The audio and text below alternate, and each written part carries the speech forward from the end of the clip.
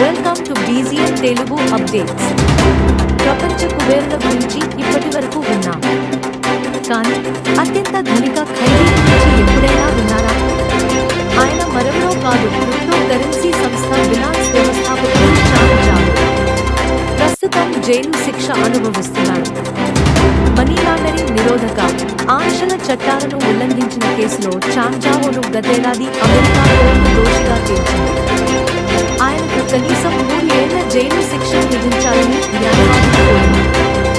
జావో ప్రవర్తనను కోర్టు పరిగణనలోకి తీసుకుంది. న్యాయస్థానం ఆదేశాలతో ఆయన 4 నెలలుగా జైలు శిక్ష అనుభవిస్తున్నారు. చాంగ్ జావో 2017లో బినాన్స్ను స్థాపించారు. దీంతో కొన్నేళ్లలోనే ఆయన బిలియనీర్గా ఎదిగారు.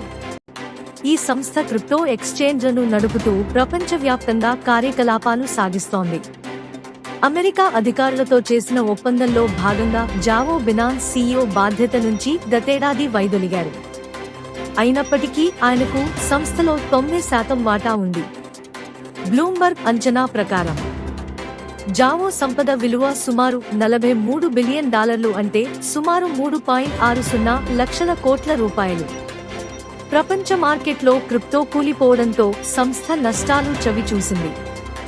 ఈ క్రమంలోనే జావో ఆంక్షల చట్టాలను ఉల్లంఘించిన నేరం వెలుగులోకి వచ్చింది. ఆయన అధిక రిస్క్తో కూడిన పెట్టుబడుల కోసం కస్టమర్ల ఫండ్ల నుంచి $1 బిలియన్ మాయం చేసినట్లు విచారణలో తేలింది. జావో దోషిగా రుజువు కావడంతో అతనికి 4 నెలల జైలు శిక్ష ఖరారైంది. Stay tuned for more updates, like, share and subscribe.